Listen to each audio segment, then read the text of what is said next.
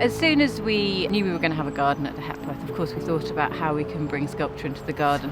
Putting sculpture into gardens was something that Hepworth herself was really passionate about. She always talked about an outside environment being the most perfect place to view sculpture, and she put a lot of her own sculptures in the garden that she had outside her studio.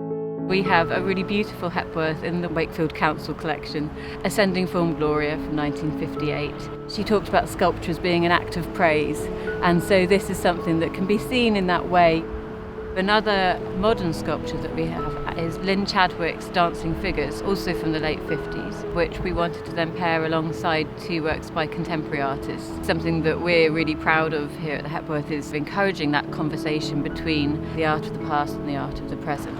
The most contemporary sculpture in the garden is by Rebecca Warren, and she's someone who has often talked about Hepworth being an inspiration to her. She makes these really beautiful painted bronzes. So when you look up close at this sculpture, you see the layers and layers of paint and bright colours are very, very beautiful.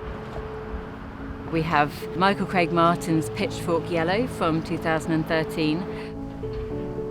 My practice has been based in the imagery of ordinary objects, commonplace things, the things that are ubiquitous, they're across the world, they're in everything that we do, and yet they're almost invisible to us because we're so familiar with them. My interest is really in two-dimensional imagery, and I was trying to figure out if there was a way to use the imagery of two dimensions to make sculptures which are three-dimensional.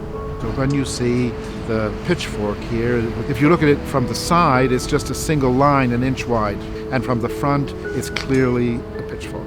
Although it's a sculpture, you're reading it in two-dimensional terms, not three-dimensional terms.